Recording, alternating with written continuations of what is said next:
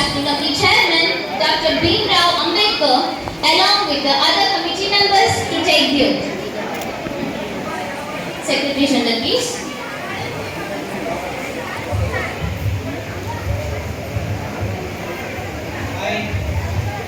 Dr. Bhimrao Ambedkar, do swear solemnly again that I will faithfully execute my duties as the chairman of the acting committee.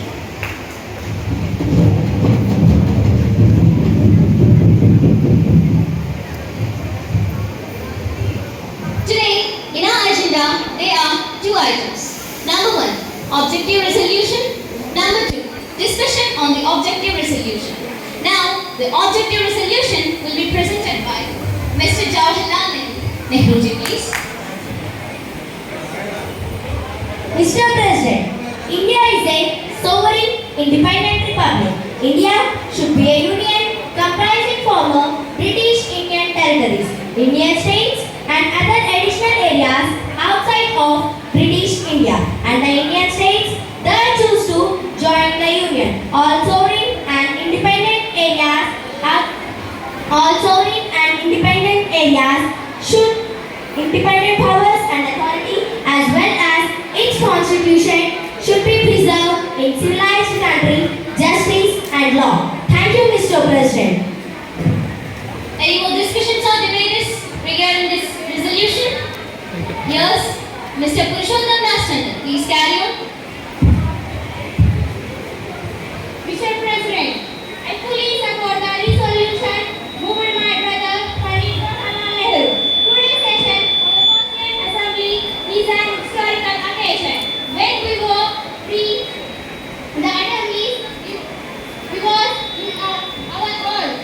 We have to form a constitution we will show the world. India determined to live together, not in isolation, but has got the world. Thank you, Mr. President. Any more credentials? Yes, Madam Dakshayani Velayudan, please carry on. Mr. President, I would like to know from Ambedkar ji what it is not all kinds of safeguards. It is the moral safeguards which gives protection to the underdogs of this country. I refuse to believe that the 70 millions of Hindus are to be considered as a minority. What we want is the immediate removal of our social relations. So I request drafting committee to look into this matter. Thank you, Mr. President. Mr. Ambedkar, please. Mr. President, sir, the Constituent Assembly fully recommended that untouchability be abolished. Hindu temples be removed, open to all castes and sects, legislatures and courts. In government office, reserved that this could not solve all problems social discrimination.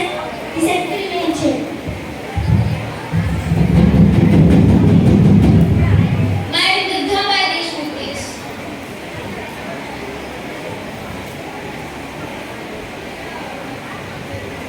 Mr. President, I would like to express my opinion on official language of the country, as the Constituent Assembly is decided almost about this matter. But as per my observation, this has become a highly controversial issue, whereas the people of non-Hindi speaking areas have been made to feel unhappy, and it may become a big obstacle for country's unity. So, what kind of solutions the drafting committee is going to take? Mr. Ambedkar, please. Mr. President, sir, by the 1930, Congress had accepted that Hindustani was to be the national language. Mahatma Gandhi felt that everyone could speak in a language. Hindustani, a blend of Hindi and Urdu. It is a popular language of the people of India.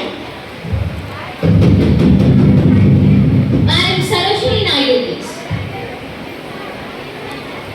President ji, यहाँ मुझे एक कश्मीरी कवि की कुछ पंक्तियाँ याद दिलाती है, जिसने कहा था, बुलबुल को गुल मुबारक, गुल को चमन मुबारक, रंगीन तबीयतों को रंगे सुकन मुबारक, रंगीन तबीयतों को रंगे सुकन मुबारक। और आज मेरा महान नेता डॉक्टर राजेंद्र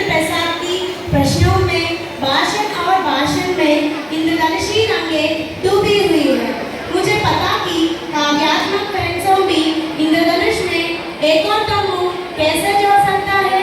इसीलिए मैं खुद राजेंद्र प्रसाद के उदाहरण का अनुकरण करने के लिए विनम्र रहूंगी और मैं खुद को एक महिला के रूप में पूरी तरह से प्रतिभाशाली मानूंगी और संविधान बनाने के लिए मेरा पूरा सहायता और सहकार रखूंगी। धन्यवाद। Madam Rasool Begum, please. आदरणीय प्रेसिडेंट जी, भारतीय संविधान ने महिला के प्रति भेदभाव को हटाने के लिए कई कदम लिए हैं, पर असल में वास्तव में बात यह है कि भारतीय गणराज्य में महिलाओं के लिए अवस्था संस्था की एक महिला सदस्य होते हुए उन्होंने ये कहा कि भारत की हर महिला की उनकी समानता की मान्यता रहेगी और एक भारतीय महिला उसके जीवन और गतिविधि के सारे क्षणों में पुरुषों के साथ सम्मान विरासत लेके एकदम खुशी से चल रही है। धन्यवाद president. Now we will move on to the report of fundamental rights. I request Mr. Sardar Vallabhbhai Patel ji. Mr. President, the Constituent Assembly do proceed to take into consideration the interim report on the fundamental rights submitted by the Advisory Committee appointed by the resolutions of the 24th January 1947. Sir, this is a preliminary report because committee considered the House will see that this is not a revision report. It has been considered, it has made it as well. It is quite possible to make suggestions, alterations and additions to the amendments. I hope the report is taken into consideration. Thank you, President. As Mr. Jawaharlal Nehru stated that the main objective of the Constitution is to social justice, to emancipate the depressed classes socially, economically and politically. Religious tolerance and equality of every life is the basic curse of the Constitution. So now I request Mr. Pramadharanjan Thakur to share his views on it. Mr. President, sir, I wish that regarding untouchability, untouchability is any form is abolished and not understand how can we abolish untouchability without abolishing the caste system. Untouchability is nothing but the symptom of the disease. Unless we can away from the caste, recurring to the untouchability superficially. Thank you, Mr. President, sir. S.C. Banerjee, please. Mr. President, the word untouchability actually requires as patient. We have been accustomed to this word for the last 25 years.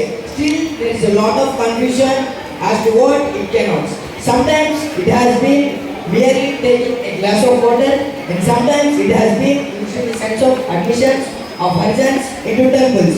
Sometimes it meant intercaste dinner and sometimes intercaste marriage. So, when we are going to use the word untouchability, we should be very clear in our mind. And what is the real implication of this word? Mr. Khammam has said untouchability is merely a symptom. The root cause is caste distinction, and until the root cause is removed, untouchability is some form or other is to bound to exist, and when we expect everyone to be equal social conditions.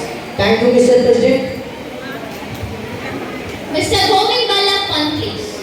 Mr. President, I strongly support Mr. Thakur and Dr. Banerjee for the success of democracy. One must find himself in the art of self-discipline. In a democracy, one should have self-respect for himself and more for others. There cannot be any divided loyalty. All loyalties must exclusively be centered around the state. If in a democracy we create a rival loyalty or we create a system at which any individual or group, instead of suppressing his extravagance, cares not for larger or other interests, then democracy is doomed. So, leave debates on untouchability.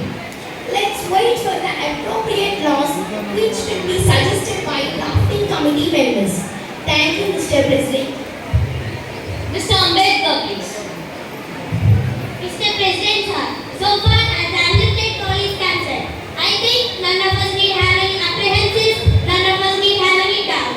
But not here, which I clearly express that,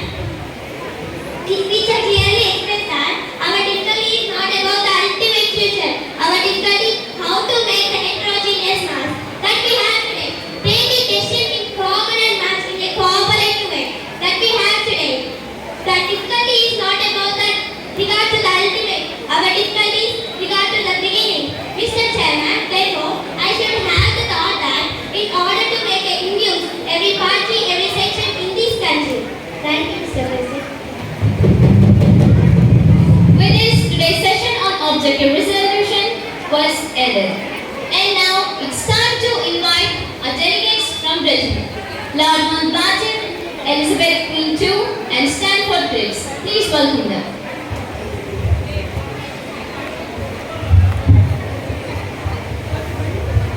By concluding all the debates from today's session, the time has now arrived where you have to vote on this resolution. Those who are favor will say aye.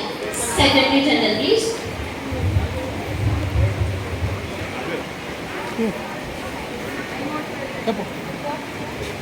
Those who are not favor will say nay. I think ayes have it, ayes have it, ayes have it. Now I will read out the resolution given by you all. This Constituent Assembly declares its firm and solemn resolve to proclaim India as an independent sovereign republic and to draw for her future governance, wherein all power and authority of the sovereign independent India, its constituent parts of government are derived from the people, wherein shall be guaranteed and secured to all people of India justice, social, economic and political equality of status, of opportunity and before the law, freedom of thought, expression, belief, faith, worship, association, vocation and action, subject to law and public morality, and wherein adequate safeguards shall be provided for minorities, backward and tribal areas, and repressed and other backward classes.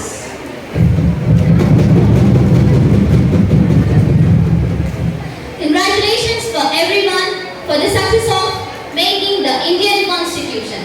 With this, today's session was adjourned. We will meet in the